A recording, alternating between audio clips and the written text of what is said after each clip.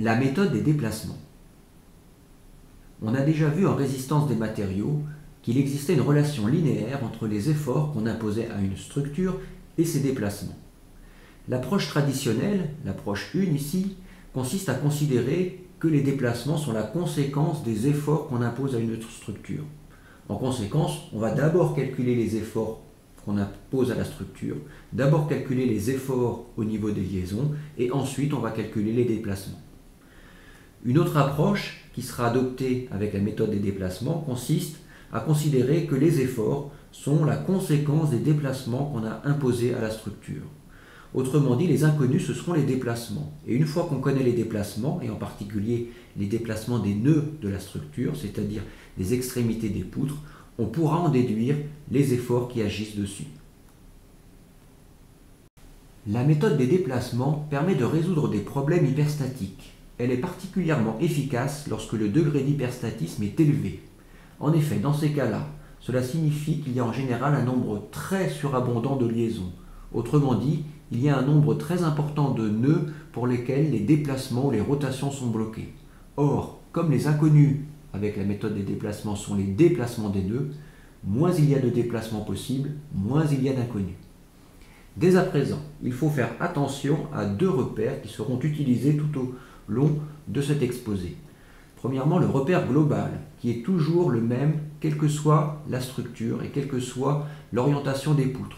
On considère en général un axe grand X horizontal, un axe grand Y vertical. C'est par rapport à ce repère global que sont représentés les déplacements globaux de la structure et les efforts de liaison. On a également des repères locaux. Par rapport à ces repères locaux, on définira également les déplacements des extrémités des barres. Les déplacements des extrémités des barres seront donc susceptibles d'être représentés parfois dans les repères locaux, parfois dans le repère global. Ce sont également dans ces repères locaux qu'on a l'habitude de représenter les efforts intérieurs qui agissent dans une poutre. Considérons une poutre IJ dont on va imposer le déplacement des nœuds. Déplacement UI, VI et rotation θI pour le nœud I, et déplacement UJ, VJ et rotation θJ pour le nœud J. On peut montrer qu'il existe une relation linéaire entre ces déplacements imposés aux extrémités de la poutre et les efforts des nœuds sur la poutre. On notera NIJ, VIJ et MIJ, l'ensemble des efforts exercés par le nœud I sur la poutre IJ. Et on notera NJI, VJI et MJI, l'ensemble des efforts exercés par le nœud J sur la poutre IJ. La relation linéaire qui lie ces déplacements à ces efforts s'exprime à travers une matrice de rigidité qui ne dépend que des propriétés mécaniques et géométriques de la poutre. Propriétés mécaniques à travers le module Young E, propriétés géométriques à travers la section S de la poutre, sa longueur L et son inertie I. Les efforts ainsi définis sont des efforts intérieurs. Néanmoins, ils sont égaux au signe près, pour ce qui est des efforts NIJ, VIJ et MIJ, aux efforts intérieurs que l'on a définis dans les cours précédents. En effet, la convention de signe pour les efforts intérieurs, pour les efforts de cohésion, consiste à considérer qu'ils représentent l'action de la partie droite de la poutre sur la partie gauche. Cette convention est parfaitement respectée au niveau du nœud J qui se situe à droite. En effet, on a dit que les efforts NJI, VJI et MJI représentent l'action du nœud J sur la poutre IJ, donc l'action d'une partie à droite de la poutre sur la poutre à gauche. Au contraire, les efforts NIJ, VIJ et MIJ représentent l'action du nœud I situé à gauche sur la poutre IJ. Ils sont donc égaux à l'opposé des efforts de cohésion. On fera très attention qu'ici la relation qui est exprimée entre les efforts et les déplacements est exprimée dans le repère local de la poutre. Mais que se passe-t-il si la poutre, en plus d'avoir des déplacements imposés au niveau de ses nœuds, est chargée par un effort extérieur? On peut se douter que cet effort extérieur aura également une influence sur les efforts caractérisant l'action des nœuds sur la poutre. En effet, si l'on note toujours NIJ, MIJ et VIJ, l'action du nœud I sur la poutre IJ, et NJI, VJI, MJI, l'action d'une J sur la poutre IJ, on peut décomposer ces actions par l'influence dans un premier temps du déplacement des nœuds et l'influence dans un second temps du chargement extérieur. Pour ce dernier cas, l'influence du chargement extérieur doit être considérée avec des déplacements bloqués afin de ne pas être redondant avec la décomposition précédente. En conséquence, on considérera que les efforts caractérisant l'action des nœuds sur la poutre dépendent toujours linéairement du déplacement des nœuds auquel il faut rajouter un terme NIJ0, VIJ0, etc. caractérisant l'influence du chargement sur la poutre. Ce terme additionnel caractéristique de l'influence du chargement de la poutre est un terme tabulé. On considérera donc que l'ensemble des efforts N0, V0, M0 sont connus. Prenons ici l'exemple d'une charge uniformément répartie. Le moment M0AB caractérise le couple exercé par le nœud A sur la poutre AB. Le moment M0BA caractérise le couple exercé par le nœud B sur la poutre AB. Leurs valeurs sont connues et valent respectivement QL2 sur 12 et moins QL2 sur 12. De même pour les efforts V0AB et V0BA, dont les valeurs sont toutes les deux égales à QL sur 2. Avant de présenter plus en détail la méthode des déplacements, nous devons ici préciser deux points. Un premier concernant les efforts et leur notation en particulier, un second concernant les degrés de liberté et les déplacements d'une structure. Concernant les efforts, on a la possibilité d'isoler les nœuds et les barres, et ainsi de représenter les efforts exercés par le nœud sur une barre ou les efforts exercés par une barre sur le nœud. La décomposition en nœuds et en poutres est strictement identique à celle qui a déjà été adoptée pour calculer le degré d'hyperstatisme d'une structure. Les efforts NIJ, VIJ et MIJ caractérisent l'action du nœud sur une poutre.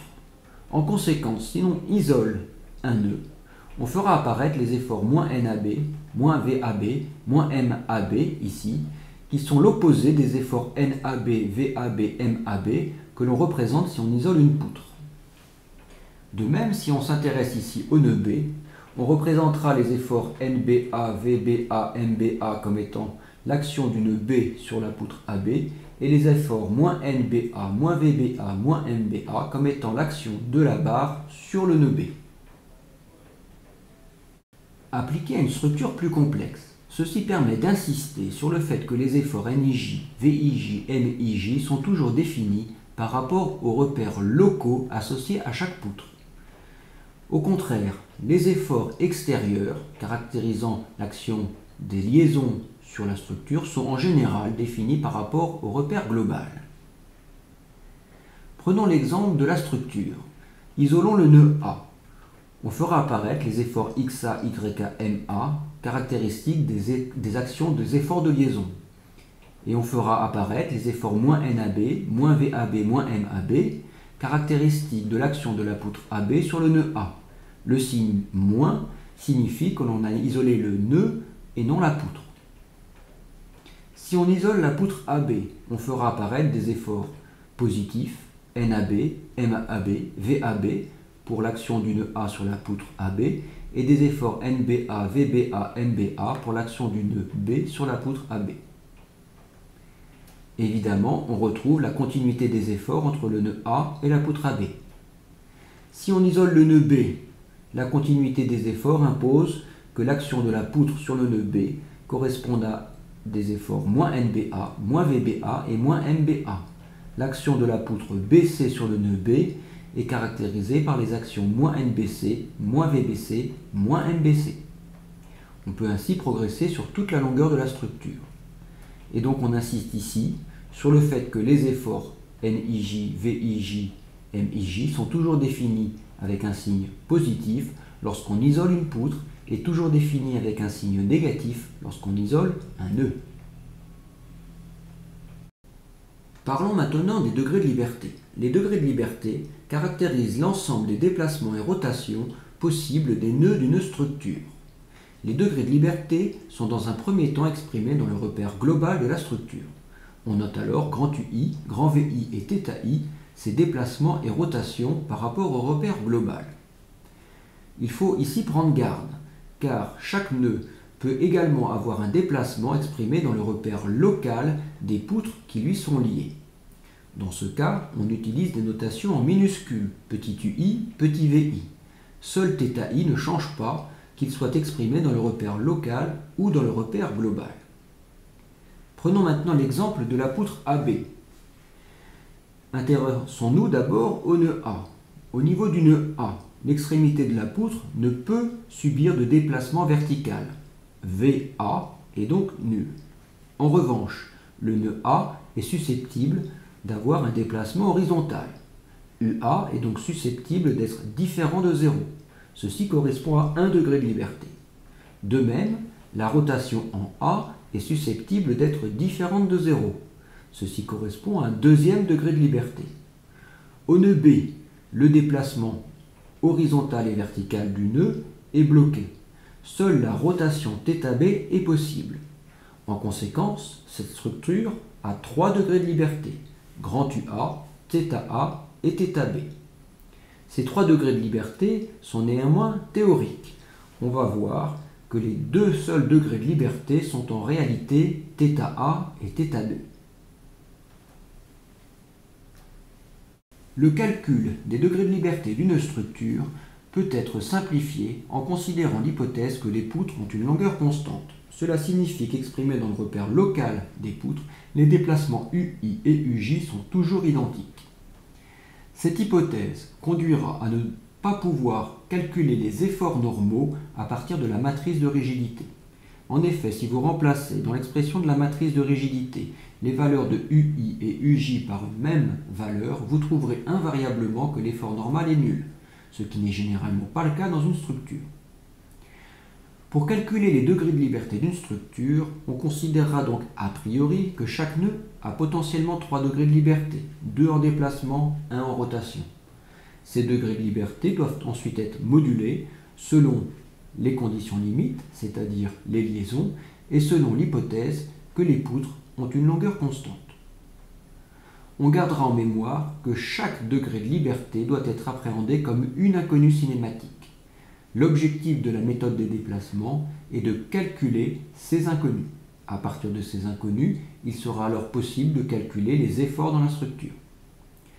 Prenons l'exemple de la première structure, ABC. Le nœud A n'a aucun degré de liberté compte tenu de l'encastrement. Le nœud B a potentiellement 3 degrés de liberté, horizontale, verticale, rotation. Le degré de liberté VB, c'est-à-dire le déplacement vertical, n'est pas possible, car le nœud A ne se déplace pas et que le déplacement vertical du nœud B est nécessairement identique au déplacement vertical du nœud A. Le nœud B, par contre, peut se déplacer horizontalement. Compte tenu de l'hypothèse que les poutres ont une longueur constante, le nœud C se déplace de la même valeur que le nœud B. Le degré de liberté UB égale UC est donc un des degrés de liberté de la structure. Le nœud B peut également tourner. θB est donc un degré de liberté pour cette structure. Le nœud C également peut tourner. θC est donc un degré de liberté pour cette structure. Enfin, le déplacement VC est impossible compte tenu de la liaison. Cette structure a donc 3 degrés de liberté indépendants.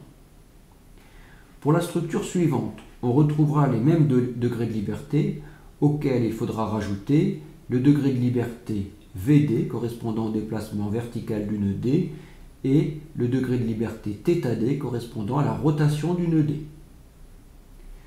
La dernière structure est certainement un peu plus subtile.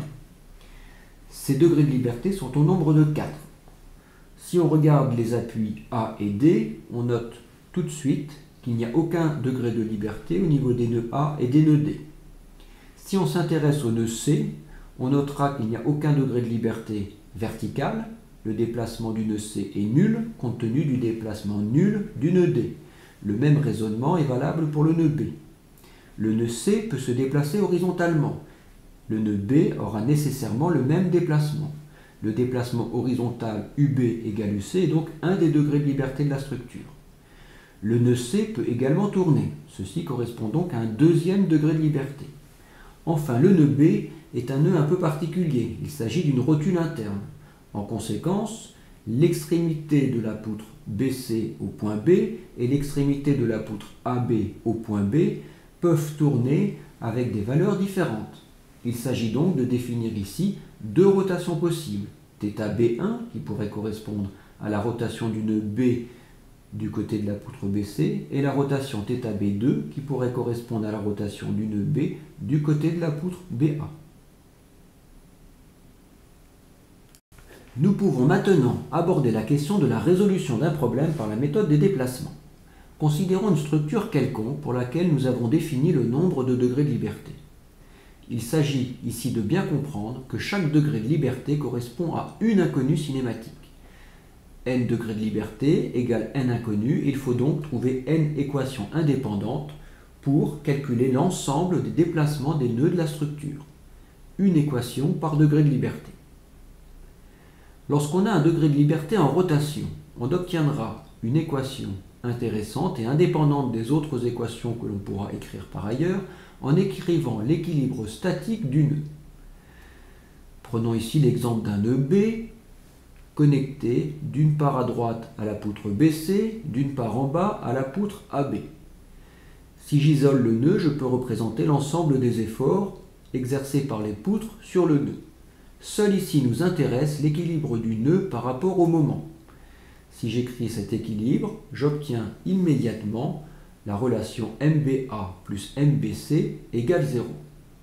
Sachant que chacun de ces moments peut s'exprimer à partir des degrés de liberté, ceci permettra effectivement d'obtenir une équation faisant intervenir les degrés de liberté. Lorsqu'on a un degré de liberté en déplacement, il y a deux approches possibles. Une méthode plus simple, mais qui ne fonctionne peut-être pas tout le temps, une méthode plus générale, mais un peu plus compliquée à comprendre. La méthode simple, mais qui ne fonctionne probablement pas tout le temps, va consister à écrire l'équilibre statique d'une partie de la structure dans une direction correspondant au déplacement du degré de liberté. Pour écrire cette équation, il faudra prendre garde qu'aucun effort normal n'apparaisse, puisque les efforts normaux ne peuvent être calculés à partir de la matrice de rigidité. L'autre approche consiste à appliquer le principe des travaux virtuels. On ne la présentera pas dans cet exposé, mais cette approche est présentée dans le polycopier. Prenons maintenant l'exemple de la structure étudiée précédemment. Cette structure comporte 3 degrés de liberté. Un degré de liberté en déplacement, UB égale UC, que nous noterons maintenant grand U.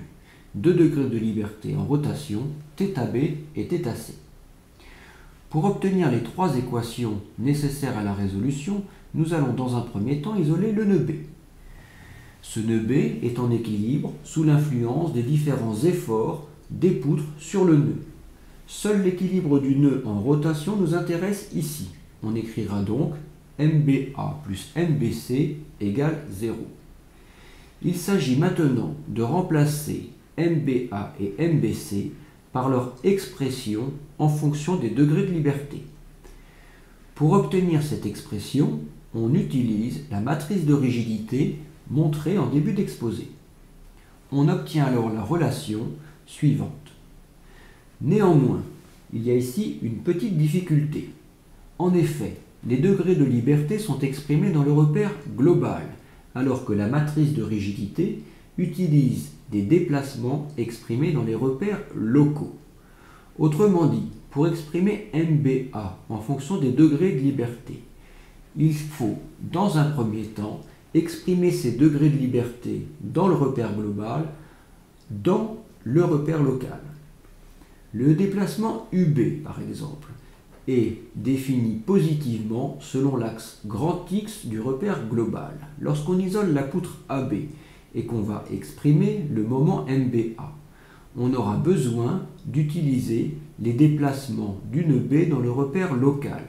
Ce repère local est défini avec un axe X ici correspondant à l'axe grand Y du repère local et un axe petit y correspondant à l'axe grand X du repère local.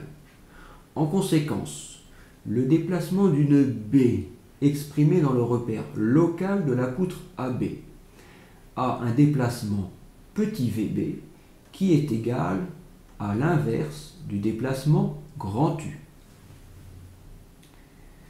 La seconde équation est obtenue en isolant le nœud C. Ce nœud C est en équilibre uniquement sous l'influence d'un seul moment, ce qui permet d'obtenir l'équation MCB égale 0 et la seconde équation liant les rotations θB et θC. La troisième équation est associée au déplacement grand U. Pour obtenir une troisième équation indépendante des deux autres, il faut isoler une partie de la structure afin de faire apparaître un effort tranchant VIJ orienté dans la même direction que le déplacement grand U. On pourra par exemple isoler l'ensemble constitué d'une B, d'une C et de la poutre BC. On fait alors apparaître l'ensemble des efforts qui agissent sur cette sous-partie de structure et on en déduit la relation moins VBA plus F égale 0. VBA pouvant s'exprimer en fonction des degrés de liberté de la structure, on obtient alors la troisième équation. La résolution consiste alors à résoudre un système à trois équations, trois inconnues. Une fois les degrés de liberté de la structure calculés par résolution du système d'équations précédent, il est possible d'exprimer également l'ensemble des efforts NIJ, VIJ et MIJ. Cependant, nous avions considéré l'hypothèse supplémentaire que les poutres avaient une longueur constante, petit ui égale petit uj. Cette hypothèse nous permettait de simplifier un petit peu le problème en réduisant le nombre de degrés de liberté. Mais cette hypothèse nous empêche de calculer la valeur des efforts normaux, donc les efforts NIJ et NJI, à partir de la matrice de rigidité. Pour calculer ces efforts, on isolera les nœuds. En isolant les nœuds et en écrivant l'équilibre statique de ces nœuds horizontalement ou verticalement, on fera apparaître des relations entre efforts normaux et efforts tranchants. Si on isole par exemple le nœud B, on peut écrire que moins NBC plus VBA égale 0 et que moins NBA moins VBC égale 0. Les efforts VBA et VBC étant faciles à exprimer maintenant qu'on connaît les degrés de liberté, on pourra en déduire les valeurs de NBC et de NBA. On connaît maintenant le déplacement de chaque nœud et les efforts NIJ et NJI qui caractérisent l'action des nœuds sur chaque poutre. On peut donc en déduire les efforts intérieurs. Pour ce faire, il suffit d'isoler une poutre. En isolant cette poutre, on représente dans un premier temps les efforts NIJ, MIJ, VIJ au nœud I et les efforts MJI, NJI, VJI au nœud J. Cette structure est parfaitement déterminée. Tous les efforts sont connus. Il est donc possible d'en isoler une sous-partie de longueur X, de considérer une section fictive sur laquelle on va définir les efforts intérieurs N de X, V de X, MF de X et calculer la valeur de ces efforts. En résumé, la méthode des déplacements consiste à adopter une démarche en 6 points. Premièrement, on cherche les degrés de liberté d'une structure. Deuxièmement, on cherche autant d'équations qu'il y a de degrés de liberté. Ce seront des équations d'équilibre.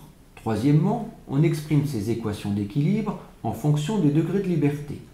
Quatrièmement, on résout le système d'équations. Cinquièmement, on en déduit les efforts NIJ caractérisant l'action axiale des nœuds sur les poutres. Sixièmement, on peut calculer l'ensemble des efforts intérieurs en n'importe quel point de la structure. La difficulté principale de la méthode des déplacements réside dans l'étape 2.